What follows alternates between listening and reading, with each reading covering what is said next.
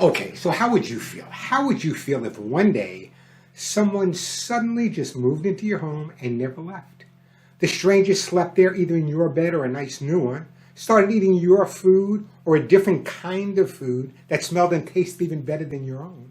What if a member of your family started making a big fuss over this newcomer and ignored you? You'd feel pretty bad, wouldn't you? In fact, there's a good possibility that you'd start resenting the newcomer. Well, that's often how an existing pet feels when a new pet comes into the household, the opening I wrote for my book. So here's the bottom line. I want to talk to you guys about first pet psychology.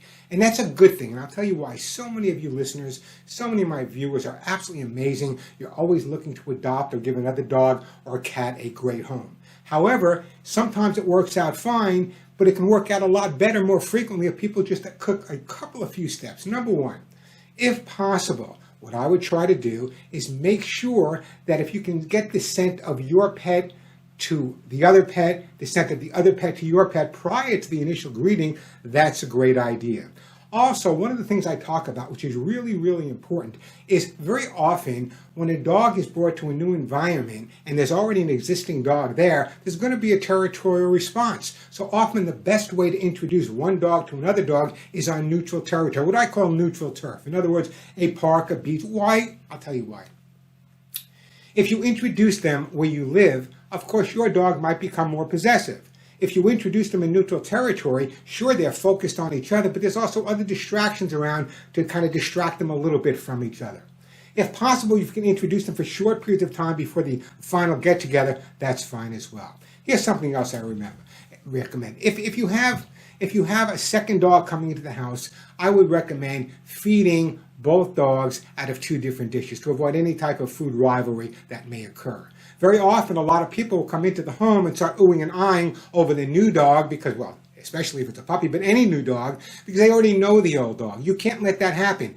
Everybody, and here's what I recommend, may sound a little crazy, you know me, maybe I am. I get a bag of brand new toys and brand new treats, leave them by the front door.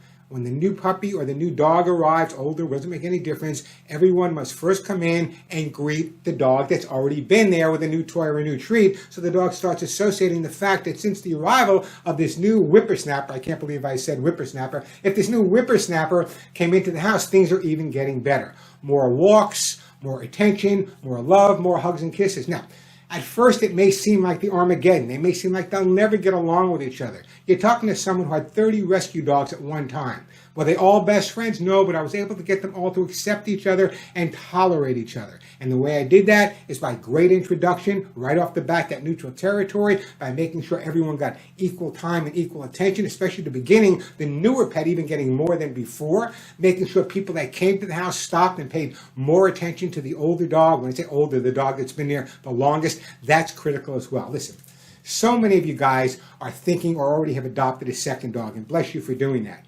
But again, what really breaks my heart is when a dog is adopted from a shelter, brought home, and then maybe stays there for 2 or 3 days, and then they're brought back to the shelter. Do you know how devastating psychologically and emotionally that is for a dog to be taken out of the environment of a shelter, brought to a home, to be loved and hugged, only be brought back to the shelter 2 or 3 days later? It doesn't have to be that way. You know my logo. Once it comes into my home and it kisses me and it pees, it is there for life. So I know this is kind of a long video, but I want to make sure that when you do go out and decide to get that second pet or that new pet, using this first pet psychology can go a really, really, really long way. So remember, just think about it from your perspective. Someone moves into your house, uses your makeup, uses your tool, sleep in your bed, gets more attention than you got, different type of food. Of course, there's going to be a little bit of a rivalry. It doesn't have to be that way. If the dog that exists believes that the greatest thing that happened is the arrival of the new pet and a lot of hugs and kisses, you guys will be one happy family, I promise. I'm Warren Eckstein. Never miss the pet show.